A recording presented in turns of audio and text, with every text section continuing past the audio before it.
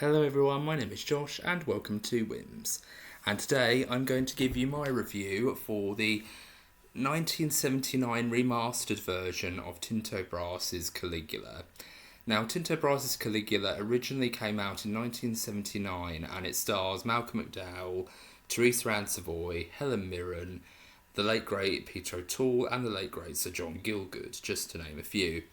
And the film was originally written by Gore Vidal, and it was originally supposed to be a film about the rise and fall of Caligula, and how the story of how power corrupts, essentially. But in Gore Vidal's original script, he was supposed to be mad from the outset. He was supposed to have no real development. He was supposed to be mad from the word go, and that was essentially the main pitch of the film. But when Bob Guccione, Tinto Brass and Malcolm McDowell came on board, a lot of significant changes were made. One of the more effective changes was that Bob Guccione, head Penthouse magazine at the time, wanted to essentially make it into a more heavily pornographic piece, pretty much doing to porn films what films like Star Wars and Jaws did for the summer blockbusters back in the mid-70s. He wanted to essentially give pornography films that kind of a push. And to a certain extent, Malcolm McDowell came on board and he hated the fact that the film had a mad emperor at the very start of the film with no real hint as to his backstory or what actually put him there effectively. So Malcolm McDowell tried to add a lot of nuances. But one of the biggest contributors that Bob Guccione put into the film was that when the film was finished and everything seemed like, it was all going very well, Bob Guccione went back onto the set and he filmed hardcore sex scenes that were intercut with key moments during the film. So you'll have characters basically having a general conversation, or you'll have a big set piece like a party, for instance, and then all of a sudden you'll see, a shot of someone's genitals, you'll see a shot of, various different people having sex, and it would be very bizarre and very random. Luckily, I didn't see the original version of this film because I would have absolutely, been clutching my pearls if I had any. But what's really interesting is I really do think this film is... The original cut of this film is terrible. Like, the idea of essentially taking a film and essentially adding in these very random sex scenes just for the sake of bigging up the sex aspect of the film is really sleazy and really terrible. And I'm not the only one who thinks this, apparently. Apparently Malcolm McDowell thought this as well. He thought, Bob Guccione was a scumbag, and he even said in one of the interviews that my friend Christian had done for his review of Caligula, he'd actually said in that interview that even Bob Guccione's own children hated Bob Guccione with how he treated, them and all the rest of it in his entire legacy at Penthouse. So he was an absolute scumbag. And that pretty much has kind of been the legacy of Caligula from the start. A lot of people have called it all sorts of horrible things over the years. People have called it the worst film ever made. Gore Vidal called it one of the worst films ever made. One critic called it a moral holocaust. And lots of people have even said, it's probably one of the worst films ever made. It's probably one of the biggest, blemishes in an otherwise respectable career and things like that.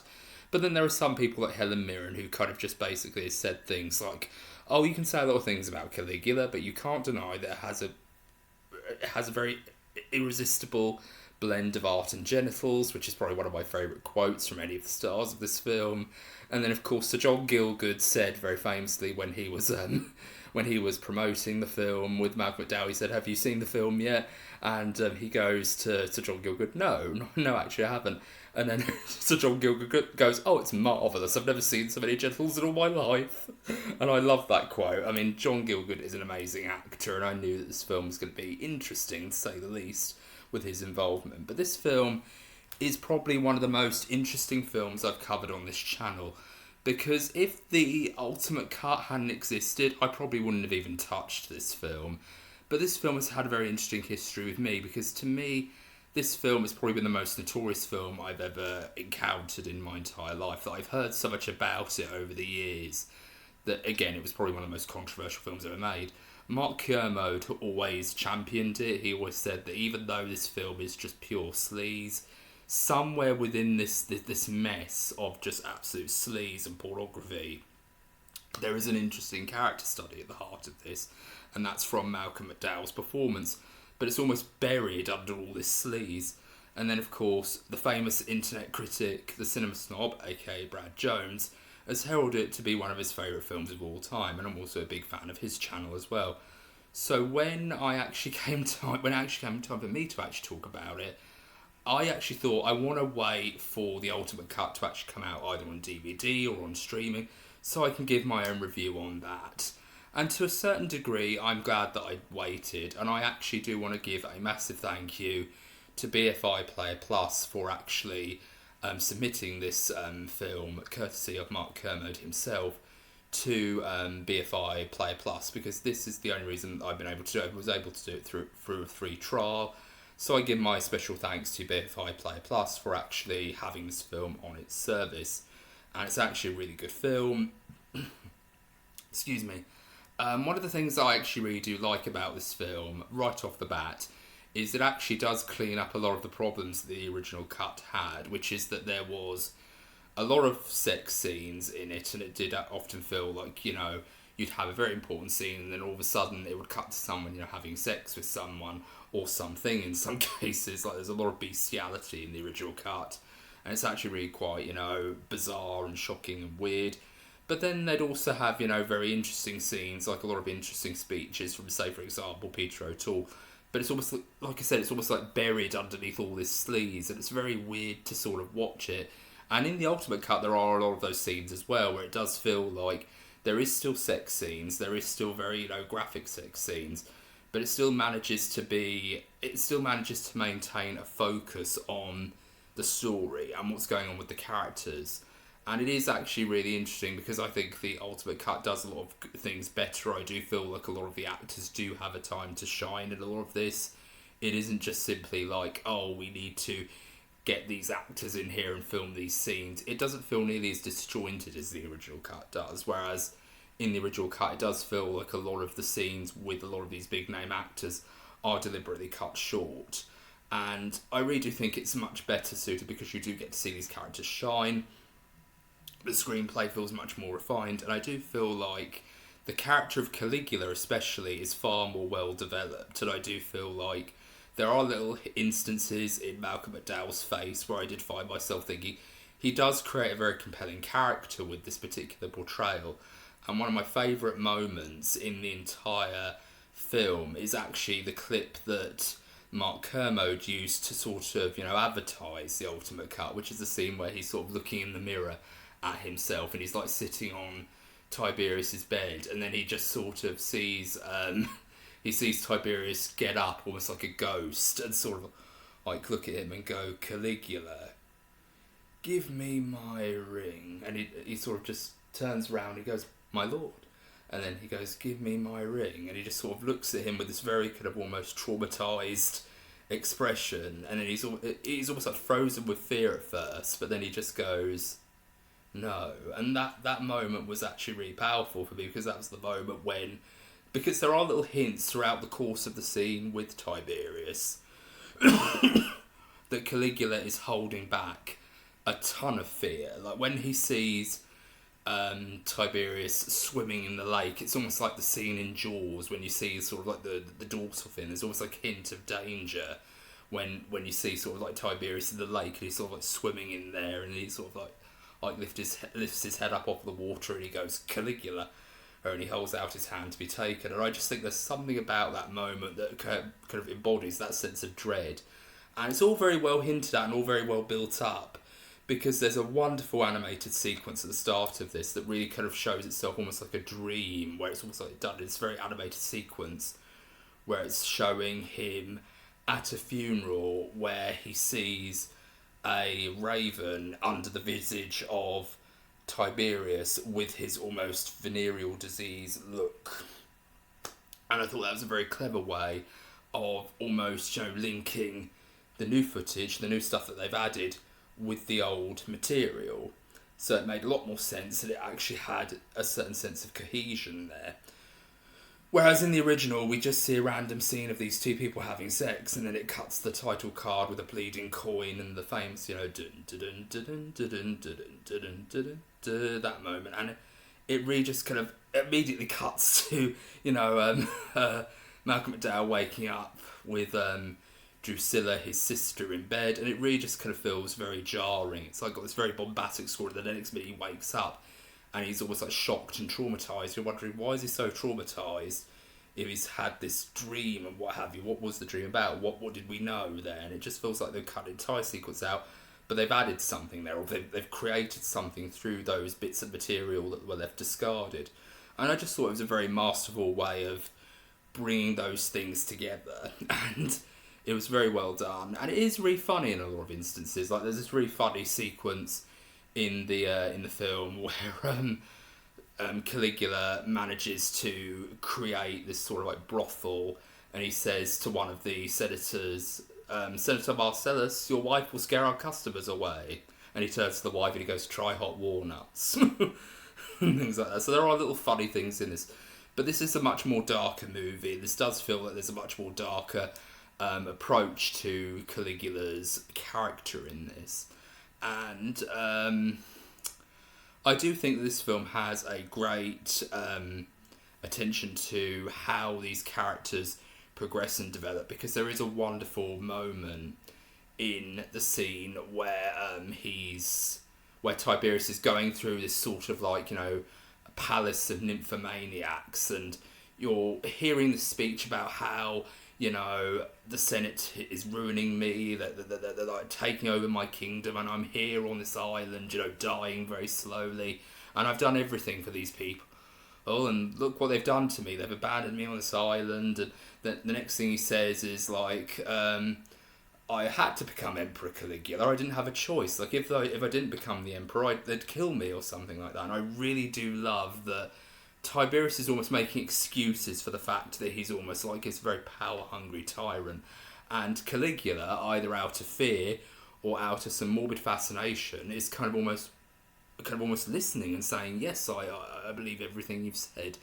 And it is actually a really wonderful piece, because it really kind of is interesting that even though I am going to be slightly sleazy here, that there is an entire sequence of very inappropriate things going on in the background whilst this entire speech is going on. So you're focusing in on the monologue, but then you're almost distracted by the visuals of all these people having sex. And it's really distracted. Like when I first watched it, I was distracted by, what's going on in that swing over there. And I thought, are they doing but yeah, it's really bonkers how a scene like that could have been pitched. Like, if you were to pitch a scene like that today, it wouldn't work, because people would be so distracted by the sex scenes going on behind them that people were going like, oh, we can't show a single clip of this scene because we'll have to censor half the screen because things are going on in the background. But I really do like that scene, because it basically is the idea of sexposition, the idea of giving away exposition or thematic relevant dialogue through the medium of sex, which is kind of something that almost was coined through the TV series Game of Thrones, where a character would be having sex and then all of a sudden they'd be talking about, politics or the land of Westeros or something like that. And that's the general idea. But what I think is very interesting is that during the sequence, Tiberius is literally making sort of almost signing or stamping his signature or approval on these documents. And one of the things he says is, I Caesar command in the name of the Senate and the people of Rome. Meaning that he basically speaks through the Senate, and everything that passes through him and the Senate are essentially given out into the world. It's kind of like how Parliament makes a bill in Britain. And I actually found that very interesting, because Tiberius doesn't give a shit about the Senate. He doesn't give a shit about his godhood, as Caligula likes to name it. But he does almost care about the idea of control and power, and what control, power and money gives to him. Because when he's not being able to rule the country, he's immediately, engaging in these almost like sex shows with all these very strange people, like a hermaphrodite and all these other things. And it really just goes to show that this particular king does not care that he is dying, nor does he care to be remembered.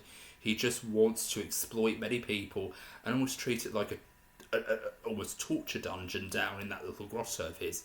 He doesn't care about the Senate nor his legacy, but he does care that he is controlling someone who is under him, which is, of course, what he is doing with Caligula. And he wants to control Caligula. He keeps calling him things like reptile and barbarian. Can we tame this little barbarian into an emperor, Claudius, and all the rest of it? Like, there's all these interesting little notes of dialogue that he gives. But in reality, he doesn't care about Caligula. Yes, he says things like, "Oh, do you care about me, little boot?" And he goes, "Of course I do, my liege." And he goes, "Oh, but yet there are whispers from afar that say you wish for my death." And he goes, "Oh, never, I never would." And it's very interesting that Caligula says that, but he does. He wants to see Tiberius die, not because he is a tyrant, even though that is basically what he's doing, but he wants to kill Tiberius so that he can assume power. And that's kind of the idea behind it. But I really do think that even just the small scenes where, Caligula is literally looking at Tiberius and he just kind of has this look of absolute fear. Like, there's this really wonderful moment when he's like holding his hand to lift him up out of the pool. And he just kind of has this moment where he goes, "Oh, show us your little dance, little boot." Like the soldiers, the dance that impressed a lot of the soldiers during battle. And he just has this moment where he just kind of draws a blank and he like goes, "I've forgotten it, my lord." And you can tell that when he's looking at Tiberius, he's absolutely traumatized. He does not want to put a foot wrong just in case he freaks out and comes on to what he's doing. And there's even a wonderful moment where a lot of people might say that's a bit of random shouting that happens.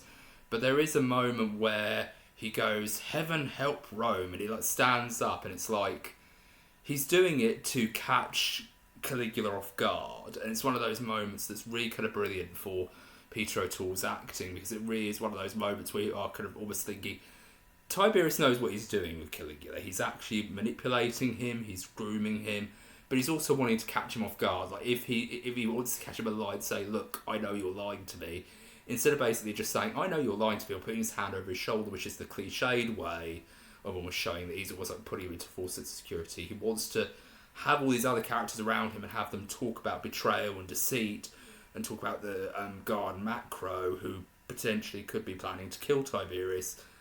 He instead, has all these people around him discuss that, and then of course have this shouting, or have this moment where he shouts that everybody is, caught off guard.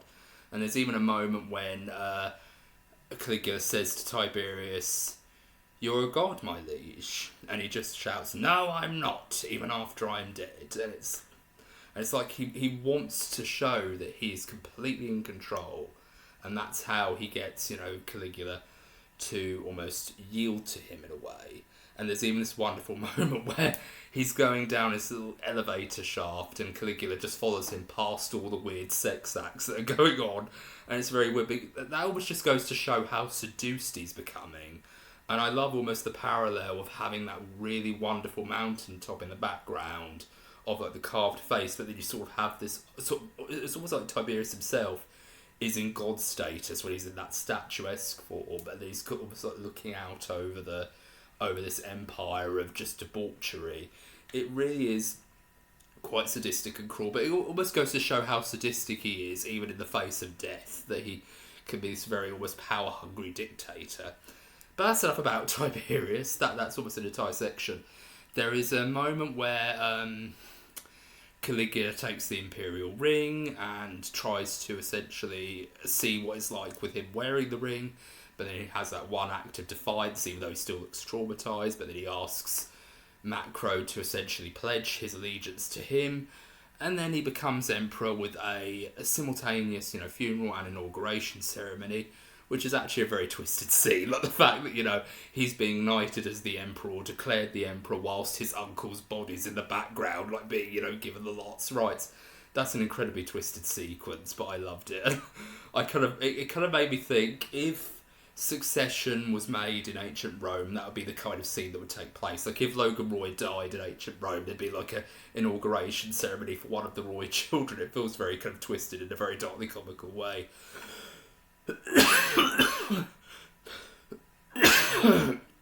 Excuse me. But yes, this film is insane, but I loved it.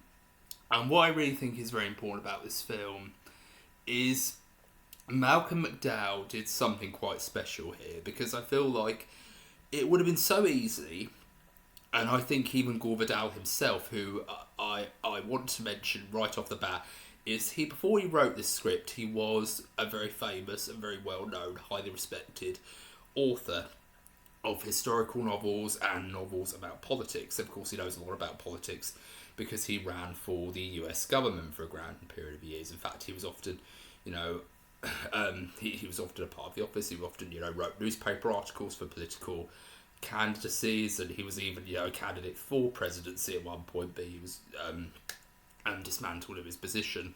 So he was almost like the leader that never was, or thought he could but never was quite the case, a leader.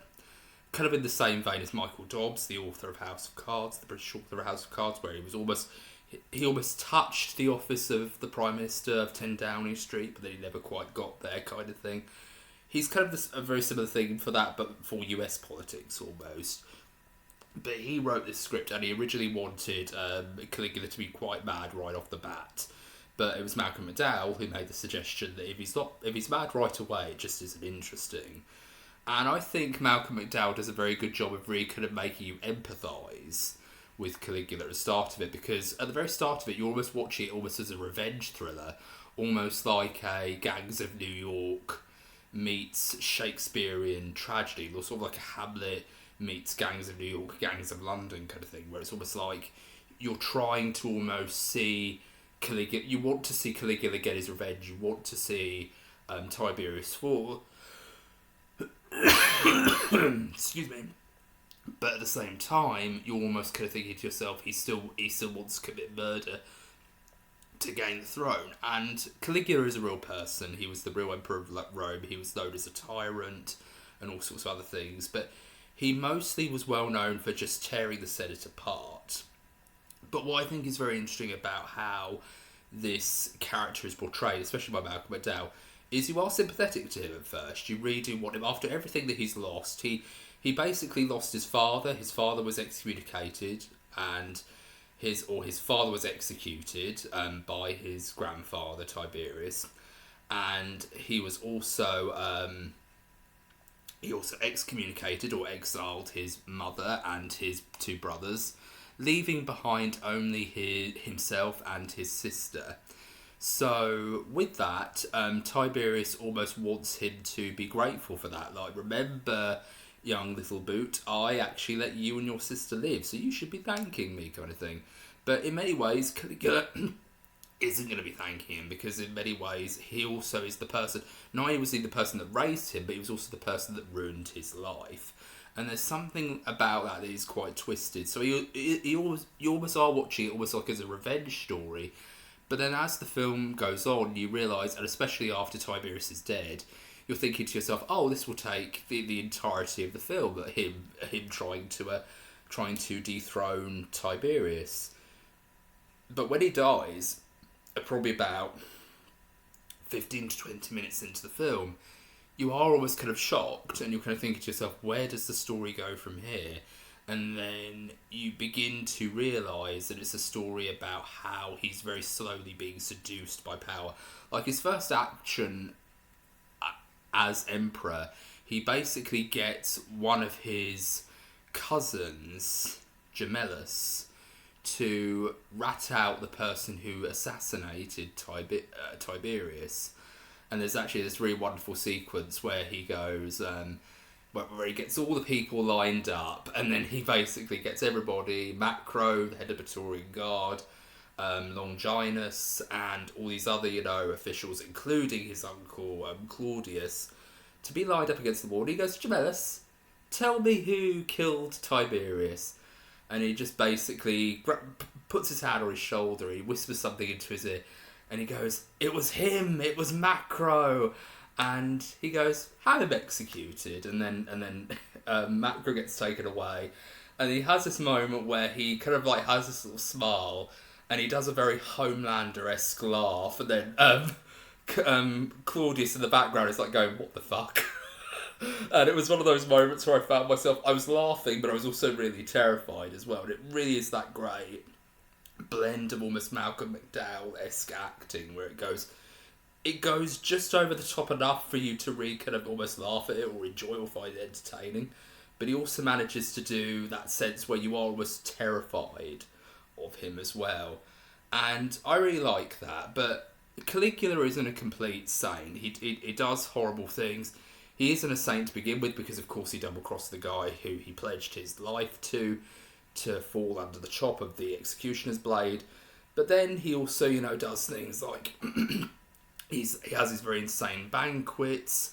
He marries a prostitute by the name of Caesonia, played by Helen Mirren, in the Temple of Isis, and all sorts of other crazy things. He has a daughter whom he misgenders as his son at one point. Excuse me. But there's all sorts of other crazy things that happen, including one of his most daring and quite controversial acts. In fact, it's downright deplorable, and this is one of the things that I really do like about Malcolm McDowell's performance as Caligula, is you first of all, you're very sympathetic to him, and then you hate him because there is a scene where he gets invited to a wedding of Proculus, who is a guard of the Roman Senate, who succeeds in a trial that he set up, but then he gets invited to his wedding, who is marrying one of the priestesses of Isis, and at the wedding he decides to sexually assault the wife and proceed to fist the groom. You heard that right. He assaults the bride and he basically fists the groom. And even though I am laughing, it was one of the scenes where I actually found myself going, wow, this is the moment where I actually do think I'm going to hate Malcolm McDowell's performance in this. Well, not hate his performance, but hate his character, because he goes from being a character that's so sympathetic in the beginning with his little expressions of what he does, because you do see that he is basically a child. He's a child who's basically trapped in this grown man's body, and he doesn't know quite how to grow up, and I really do love... There is a little hint of that in the opening animation at the start of the film, where you see him almost like doing the little boot Caligula dance, and it's kind of it's the same dance that he does at Tiberius's pool for Tiberius, where it does feel almost like he's taunting him, and like, see how my little grandson is doing his funny little dance that he did for the troops, and he's almost mocking Caligula in that moment. But it all kind of adds together that Caligula never quite grew up, and when you are a victim of trauma, you tend to regress to the place you were when the trauma first happened to you. So when he kind of has these very... When Tiberius is kind of asking him to do his little dance, it almost feels like he's mocking him or trying to spur on a reaction, like a very vengeful, very angry reaction from Caligula. When in reality, all Caligula is doing is he's putting on his poker face and saying, look, I'm not going to, digress to this. Even if you do make me do this ridiculous dance, I'm still not going to cave into your pressures. So that adds to the theory that I think Tiberius sexually abused Caligula at one point in the story, but it's never quite made clear. And I do find that very interesting, but I do like the fact that that's almost... It's hinted at, but it's never fully addressed, and I really do like that. I like that Malcolm McDowell kind of gave you clues in his performance that there could have been something else there with his interactions with Tiberius.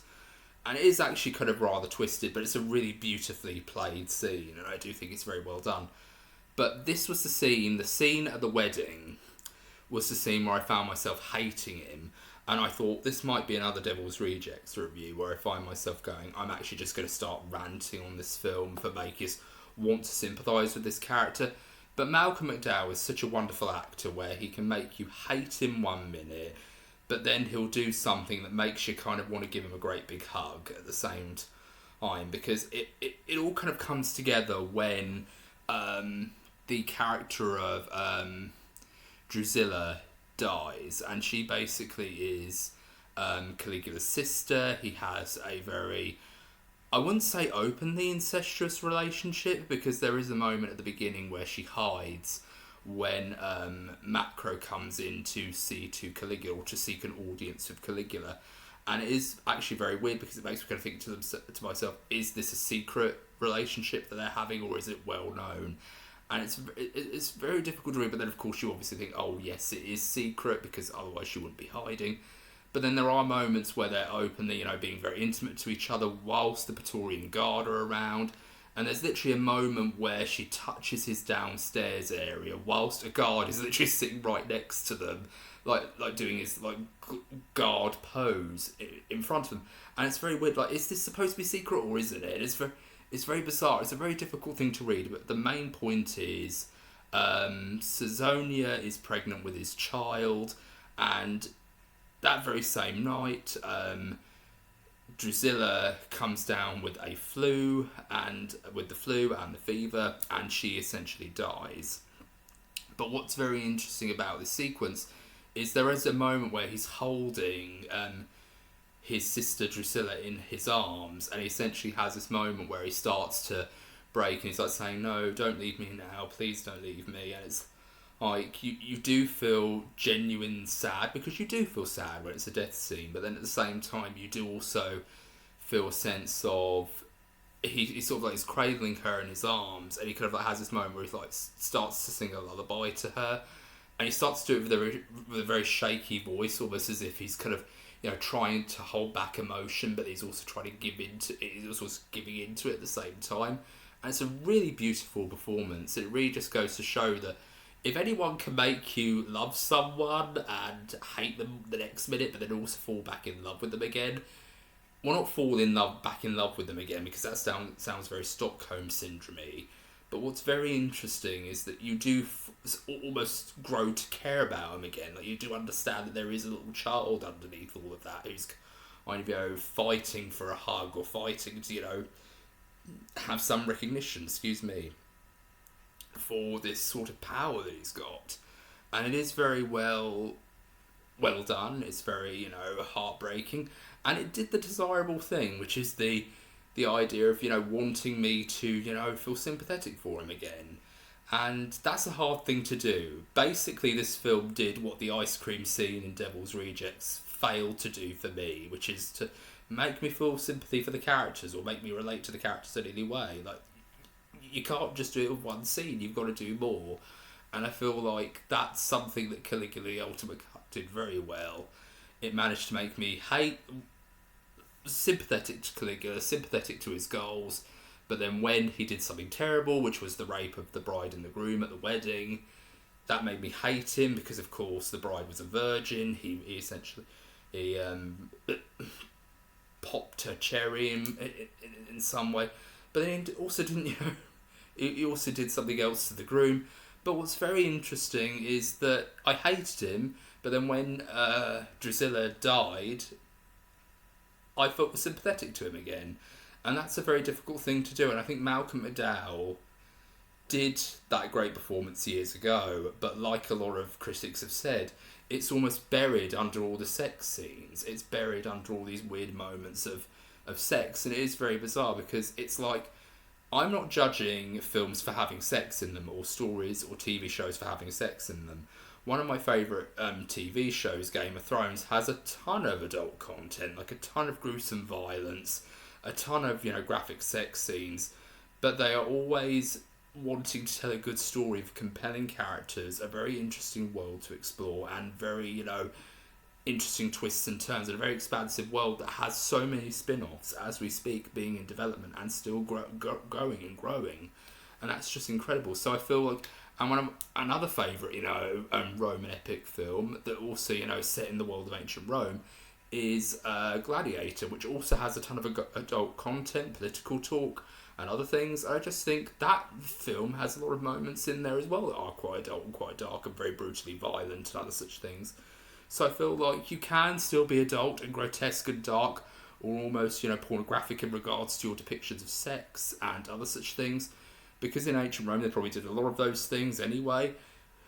But as long as you tell a good story, or we have a good character study, like with Malcolm McDowell's character in this, you are on to an interesting portrayal. And as long as you keep the focus where it needs to be, that's how it works. But what I really think is important about this film is that Caligula does utilise a lot of the things that his uncle taught him, like in the dinner scene, when it's in the trailer of the original theatrical cut where he shouts the words, "Crawl, crawl, crawl, I hate them," and it's like when he says when he says those lines, he basically is building up to it in this ultimate cut where he sort of like tells them to, Emperor Caligula says, "Jump up and down." Emperor Caligula says, "Catch a grape in your mouth," and things like that. So he's sort of very slowly building to it, but then he immediately shouts it, and that's the moment when he starts to, ask Longinus to start reading out all the different senators who he wants to be taken away to be executed. And I love how he's basically just having a conversation with the Drusilla, and then you can just hear Longinus in the background go, "Senator Sextus, Senator so-and-so," and he keeps listing off the names as he goes, and just hearing that as background noise is chilling, and just hearing all these people getting very slowly, dragged away, and some of them screaming in terror and outrage, wondering what the hell is going on here. That's very terrifying. And then all the other dinner guests are sort of like looking around, like going, "What the hell is going on here? Are we going to get taken away?" And he's like, "Oh no, don't worry, like go on, finish your dinner." And then he like has this moment where he like smiles and he just goes, "Eat!" And it's like it's really terrifying, and it's probably one of the most brilliant performances that Malcolm McDowell has ever done, besides Alex DeLarge in A Clockwork Orange. And I like the fact that he was brave enough to do this, because this very easily, and to a certain degree up until recently, he very nearly could have always lost hope in this film, almost, because when he first saw the original cut, he was outraged. Like, it's almost like all this stuff, it's almost like akin to, I suppose another version of this would be like when Peter Sellers first saw the Pink Panther for the first time. He was absolutely outraged that the film was as heavily comedic as it ended up being, or there were so many moments where they were utilising slapstick or his slapstick abilities. And it was like when he first saw it with the director, Blake Edwards, he was outraged. He said, "It's absolutely ridiculous. I don't want to do anything like this again." But it was only because Blake Edwards persuaded him, or he got a crap ton of money to reprise his role, that he was able to come back and do more. But he was humiliated the first time round, and Malcolm McDowell probably had the same feeling, except he didn't come back every so often to reprise his role, because at the end of the film, spoiler alert, Caligula dies. But what's very interesting is the build-up to it is fascinating. It's almost like, I knew that Caligula wasn't going to make it by the end of the film. I knew that this was going to be a rise and fall type of film. But it was the way it was done that was very well executed, and it was very compelling. But yes, I just really think this film is fabulous. I think if you can get it on BFI Player Plus, I would recommend doing that. But if you can get a copy of it on DVD, I would highly recommend that as well, because it is a good film. It's got great production design. Even for 1979, this was well done. And I really did find myself really getting a lot of there is a difference in musical score. Like, there is this wonderful atmospheric, almost ambient soundtrack that goes on throughout it, that does change the tone from the original, but it does feel much more like it's the intended tone of the film, which is the idea of it's meant to be this very serious Roman epic that does feel grandiose, yet very atmospheric, yet very intimate and very ghostly almost, in how it's depicting the various sets and everything like that.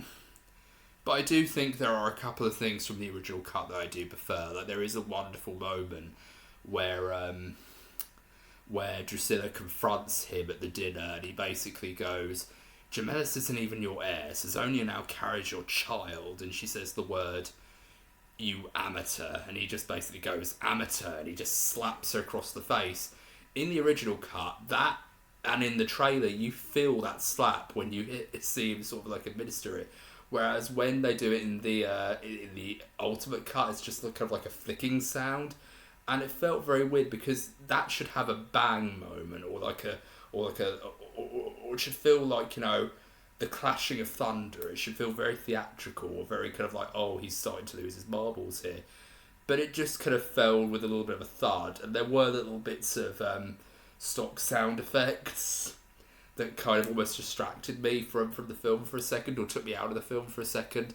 Like, there's this moment where where Caligula throws something at Longinus, and he drops like a bunch of scrolls on the floor, and it has like that stock plank sound effect, like when planks drop on the floor, it kind of has this very stock sound effect feel to it. So those moments really kind of took me out of it in certain instances. But this film is really well done. It's a very good example of what you can do when you re-edit a film, reconstruct your film, and you give it a different tone, a different style of music or whatever. When you kind of rearrange these scenes in order, it really can be a great way of kind of showing that with a certain little bit of polish, I suppose you could say, you can really create a whole new experience with a film and a new, interesting, almost different identity, but it's the same film essentially. Everything is still there, but there's all these different alternative angles and all these alternative takes. Like, say for example, like when Tiberius says the words "No, I'm not," even after I'm dead. In the original cut, he says it in almost like a whisper and almost like this very hushed tone. Like he goes, "No, I'm not even after I'm dead." But then he shouts like, "No, I'm not," and things like that. And it really is more grandiose and more theatrical. And one of my favourite lines from Tiberius is probably one of the lines that I probably will quote for this particular video, which is the line "more conviction." Like when he says it in the original cut, like it feels very grandiose and very kind of almost like dark. And when you sort of like see all this very almost grand debauchery, you really do kind of find yourself going like, oh yeah, this is very it feels very glamorous, or it feels very grandiose and very almost theatrical, but then it's almost like showcasing this debauchery. It's really bizarre and very surreal. But then when you hear it in the Ultimate Cut, it's kind of like, oh, that says, "Oh, come on, more conviction," and it's like, it doesn't have as much of a bite to it as you'd think it would, and it is very dark and very sinister. But just to finish off, I'm going to return to my favourite scene, which showcases a lot of the sex in it, the Tiberius's grotto scene. There was this one moment that really kind of distracted me, almost to the point where I was laughing. There is a moment when Tiberius and Caligula are going up these stairs, and by the way, this review is going to be containing a lot of strong language and a lot of references to sex. So if you're under the age of 18, please do not watch this video. But if you are over 18, enjoy to your heart's content, I guess. But yeah, there's this moment during the Tiberius Grotto scene where you can see a guy like Caligula and Tiberius are walking up these stairs, and like he's like carrying his robe, almost like Tiberius is a bride at a wedding, and he's kind of like ascending these stairs, and then all of a sudden you just see a guy in like this almost like lying down, aggressively masturbating, and it's like, I want to give a massive applause to that guy who basically had his only direction just say, sit down there and have a nice little wank. All this other stuff is going on. Like, you're going to have people like Peter O'Toole walk up the stairs and come past you, but then you've got to act as if you're watching this really kind of, fascinating sex show or something like that. And it really is bizarre. And then there's this another scene involving a swing, and then there's also other stuff. All this other grotesque stuff, but the one that really made me laugh was the masturbation scene, that the solitary masturbator, like, on the stairs, like, just going to town on himself, whilst Tiberius and Caligula are just walking up these stairs.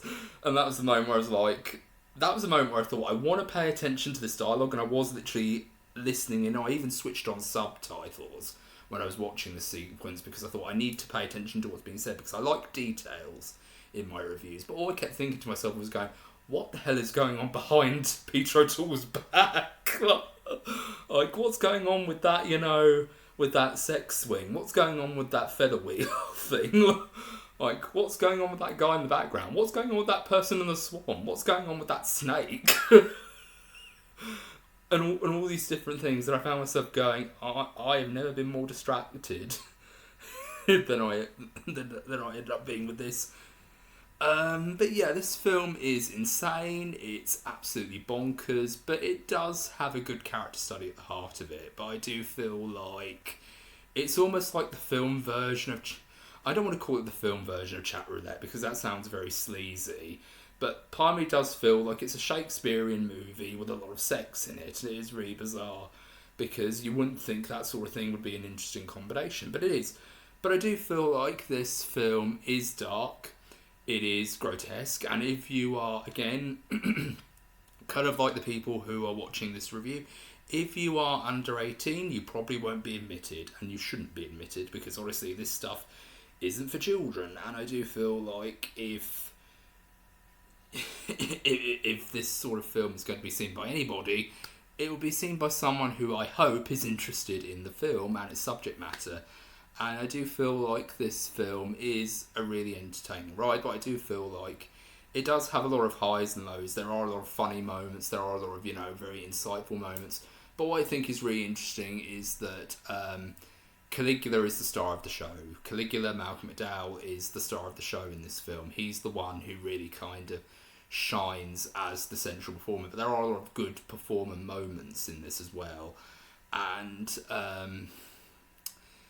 there are a lot of scenes that were cut that I obviously wish they'd included. Like, say, for example, there's a scene where Nero, played by the late great Sir John Gielgud, has slashed his wrists and he basically lays dying. And when Tiberius leaves and all the guards leave, Caligula goes back and he whispers into Nero's ear, "The goddess Isis, do you see her?" And he goes, "Oh, so you're one of the people who believes." And he goes, "Do you see her?" And he just goes, "No." And then he just drowns him. Whereas in the Ultimate Cut, no such scene happens. And I kind of feel like that almost could have had a thematic thread with the rest of the film, because the whole entire point of Drusilla dying was the fact that, or at least I read it as, because Caligula has this obsession with prophecies and with fate, kind of like all these other world leaders like like all these other great kings of history like King James I and Henry VIII, both different time periods of course, but they both had superstitions about faith, and they had both superstitions about, fate and witchcraft and mysticism. And I feel like Caligula, with that line, "Do you see the goddess Isis?" that was his way of saying that he is fascinated by fate, he is fascinated by dreams, hence why he follows that dream of the raven so vividly that he kind of almost follows it to a T. But then when his sister dies, it's almost like he doesn't care for the symbols, he doesn't care for the signs anymore. It's almost like he has nothing to lose. And it really is quite interesting because in the original cut as well, he says the line, "Caesar begged you," and he breaks the statue of Isis and he breaks the altar and things like that. But I like the way it was done in the Ultimate Cut, because I feel like he throws a spear at the statue of Isis, and I feel like that's a much more compelling way of showing that. Because I do feel like, even though it is a good set, the one that they used for the bedchamber of Drusilla's apartment, it almost is like bathed in red, almost like it takes place in Dario Argento's Suspiria, and it can be kind of distracting, the colour coding almost. And it is a very fascinating film. It definitely is a much more controversial film. It's not for the faint of heart, because there is a lot of graphic sex scenes, and there is a lot of moments that are quite graphic and very brutal. But I do think that if you do have a BFI Player Plus film account and you are a fan of film like I am, I would definitely recommend giving this a go, especially if you're a fan of Malcolm McDowell.